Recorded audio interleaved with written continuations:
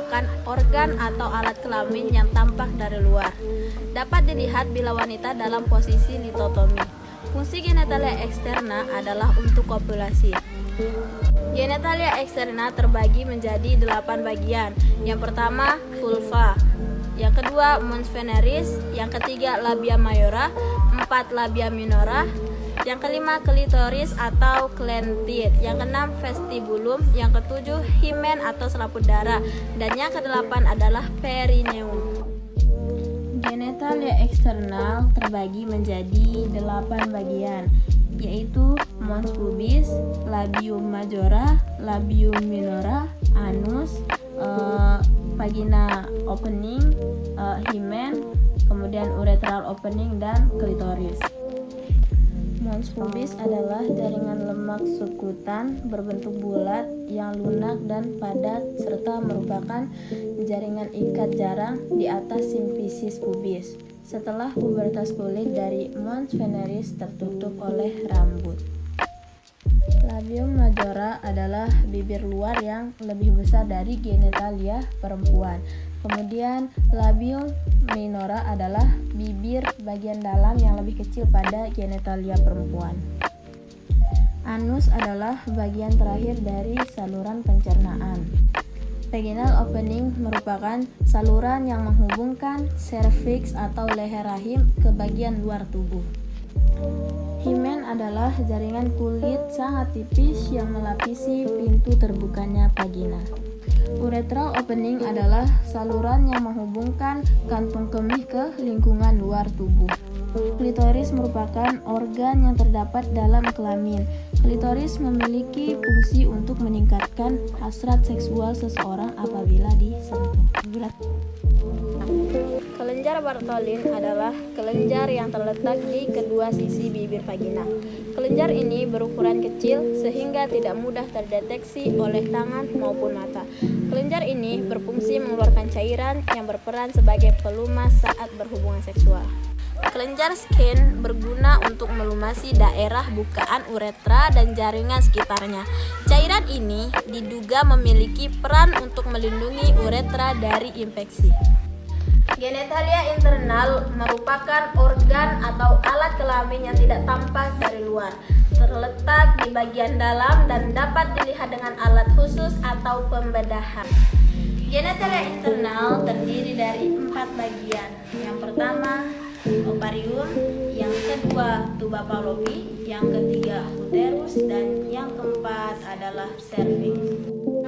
Ovarium itu ada 2, terletak di bagian kiri dan bagian kanan uterus. Fungsi ovarium itu ada 2. Yang pertama, mengeluarkan hormon progesteron dan estrogen, dan yang kedua, mengeluarkan telur setiap bulan. Cervix merupakan bagian terbawah uterus yang terdiri dari vas vaginalis dan vas supravaginalis. Vagina adalah saluran yang berbentuk tabung yang menghubungkan vulva dengan rahim.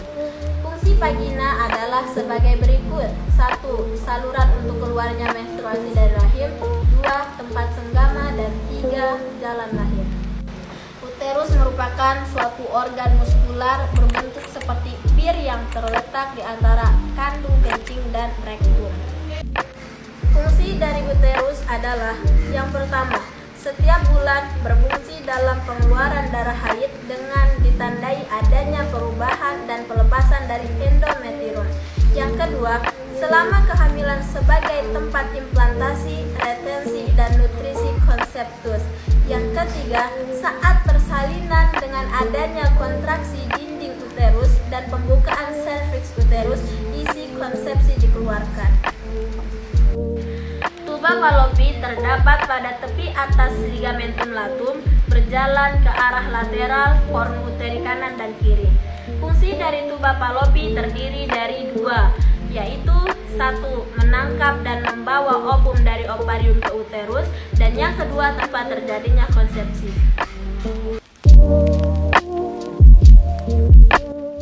Baik, saya akan menjelaskan tentang anatomi panggul.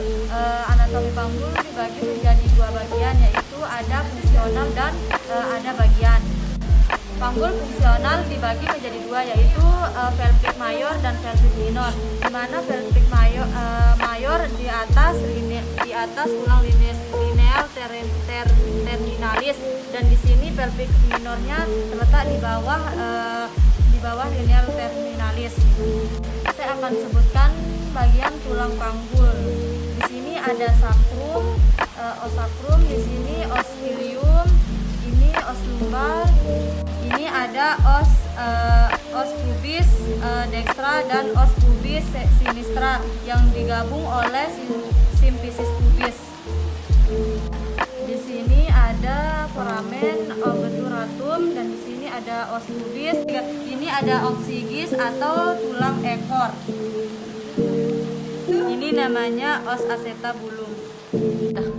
Otot panggul sendiri dalam bidang seksologi dikenal dengan otot puboxoxygeas atau PC. Letaknya tersembunyi menyebar mulai dari tulang kemaluan pubis ke arah belakang, yaitu tulang ekor zooxygeus. Makanya karena letaknya yang tersembunyi, banyak orang yang gak sadar punya otot ini. Baik, saya akan menjelaskan tipe pelvis. Yang pertama itu ada ginekoid. Ginekoid bentuk pelvis paling baik pada wanita, seperti elips melintang kiri kanan hampir mirip lingkaran. Diameter anterometer kira-kira sama dengan diameter interversal. Ditemukan pada 45% pada wanita. Baik, yang kedua itu bagian tipe pelvis android, yang dimana bentuk pintu atas panggul hampir segitiga, diameter transversal terbesar terletak di posterior dekat sacrum. Dinding samping pelvis membentuk sudut yang akan sempit ke arah bawah. Ditemukan pada 15% wanita tipe pelvis pria. Yang selanjutnya, yang ketiga anteroperoid, yang dimana seperti pelvis membujur anteroposterior, diameter anteroposterior transversal. Ditemukan 35% pada wanita. Yang keempat ada platypeloid, jenis ginekoid yang menyempit pada arah muka belakang. Diameter transversal jauh lebih lebar dari diameter. Ditemukan pada 5% wanita. Dari tadi. Berikut ini ukuran panggul normal wanita, yaitu distansia spinum minimal kurang lebih 23 sampai 26 cm. Kemudian distansia critarum minimal kurang lebih 28 sampai 30 cm, dan conjugata externa minimal kurang lebih 18 sampai 20 cm. Pemeriksaan panggul luar adalah pengukuran distansia spinarum, distansia cristarum, conjugata externa, dan lingkar panggul, agar mengetahui adanya kelainan atau keadaan yang menimbulkan penyulitan persalinan normal.